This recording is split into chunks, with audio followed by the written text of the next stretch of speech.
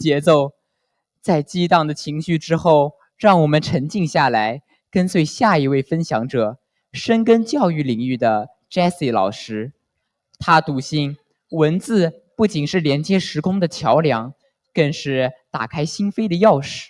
Awesome flow, Yoan! Teacher Jessie believes words are keys to hearts and bridges to the past. Let's give it up for Jessie! 掌声有请 Jessie 老师。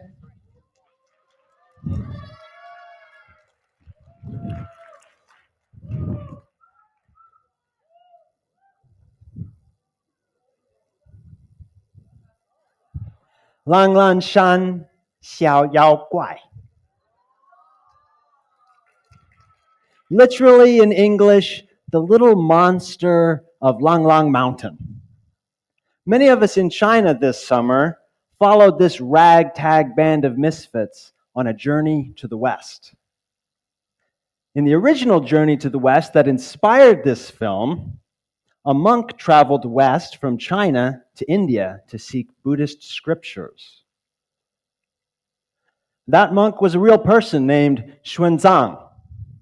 This is a photo that I took when my wife and I were visiting visiting Xi'an. And behind the sculpture of Xuanzang is the Wild Goose Pagoda, or the Dayanta, which the then Emperor of China commissioned to be built for use in translating the hundreds of texts that Xuanzang brought back with him from India. And here it still stands more than 13 centuries later as a monument to that endeavor. Why?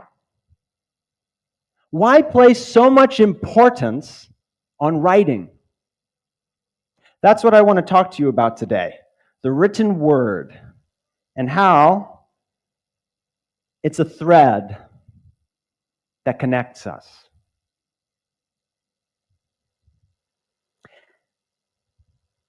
In 635 AD, 10 years before Xuanzang, another foreigner, or another traveler who was a foreigner, arrived in Xi'an. Aluoban, or in English Alopan, was a missionary, and he was carrying with him Christian scriptures from even farther west, ultimately from Rome and around the Mediterranean.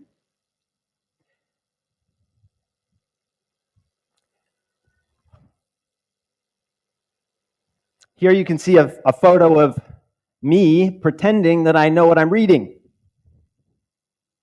But in front of me is a rubbing of the world-famous Xi'an stele, or the Jingjiaobei, which was carved and put up in the 8th century as a monument to what Alopan had done when he brought those scriptures to China.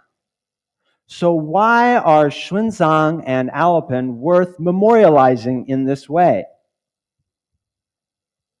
Well, they did weave threads with the written word that connected continents and civilizations, but maybe those threads are too distant. Maybe they're too ancient for you and me to really feel connected to them. So let's follow another thread, one that starts and ends right here in Nanjing, to see how the written word can connect the people in this room, how it can connect you and me. Earlier this month, China celebrated the 80th anniversary of victory over Japan in a war in which our two nations, China and America, fought on the same side. World War II. In China, I've heard it referred to as the Sino-Japanese War, or also the War of Resistance against Japanese aggression. For those who are familiar with the history of this conflict, and its history in Nanjing in particular, this nomenclature will come as no surprise. But the connection between us in this room runs deeper than names, though it does begin with the written word. In 1937, another American, an earlier American, was facing the decision of whether or not he should evacuate from Nanjing when the Japanese invaded. Minor Searle Bates, in Chinese, 北的士. He was a professor of history at Nanjing University. But he was also a Christian missionary. And so he decided to stay. And he helped create the Nanking Safety Zone, or the Nanjing Guaji Anquan Qu, to help aid his colleagues, his students, and his neighbors. But that's not all he did. He also began to write. And that's where our thread begins. He wrote about what he saw and what he experienced. And he managed to send a number of letters past the occupying Japanese forces and to his contacts in other countries. His letters meticulously documented the many crimes that he witnessed at the hands of the Japanese and the victims that lay in their wake. We need not recount them here. Professor Bates was not the only one writing, though. The Japanese were also hard at work spinning their own version of the story, one which minimized or denied the crimes that were taking place. And another missionary, Reverend J.C. McKim, was living in Japan at the time, and he was reading the Japanese newspapers. And apparently he believed what he read, because he began sending letters to the New York Times in the United States, telling them the Japanese version of the story, telling them that the Japanese were not doing anything. But Bates knew that the Japanese were doing something, because he had seen it with his own eyes. And so he wrote to Reverend McKim to set the record straight. And after sharing with him what he had witnessed, what he had experienced, what he had investigated and ascertained, he then shared his motivation for writing the letter. He said, "The only reason why I am writing this letter is that I believe that all friends of Japan should know the truth. It's part of the real friendship for the Japanese to let them know what is actually happening in China. I believe that a great many people in Japan would be horrified if they knew what was happening over wide areas of this land, just as we who have seen it have been. I hope you will, in the cause of justice and truth, correct any misinformation you may have unknowingly given to the papers." Some 8 years later, Bates was called upon to testify in the Tokyo War Crimes Tribunal due to the credibility of the accounts he kept during the war. And later, historians would rely heavily on Bates's writings in their accounts of the history of what happened, especially in Nanjing. So you can see that the thread that Bates wove ran through the collective consciousness and was woven into historical narratives across the world. It's largely thanks to Bates's writings that our two countries have not just a shared experience in the war, but we have a shared history. You and I have a shared history.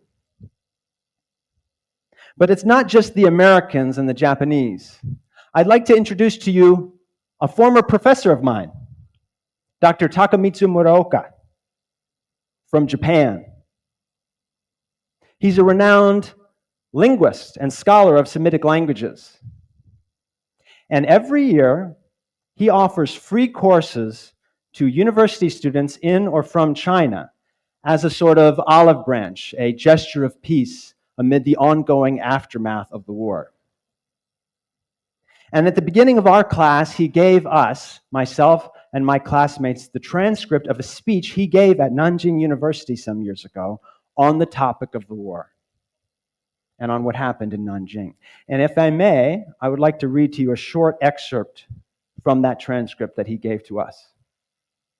He said, "The more I read about the 15-year Sino-Japanese War and reflect on it, the more sorrowful, despondent, and also indignant. And the more I become, and the more I identify with those countless victims, with their relatives and friends. As a Japanese, I am deeply ashamed of what was done to them. But not only of what was done to them in the distant past, but also of what should have been done since and yet has not been done by my nation.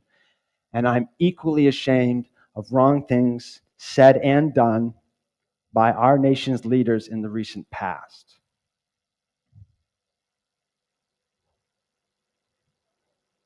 So some 88 years ago, Professor Bates began weaving threads of the written word based on what he saw and experienced. And eventually those threads wove around the world and reached this Japanese professor. And then I was woven into the story when he gave his words to me and my classmates in response to what he read. So that thread that Bates first began weaving all those years ago in Nanjing has again arrived right here in the same city. As I stand on this stage to convey to you what my professor wrote, his words, and in them, his remorse and his shame.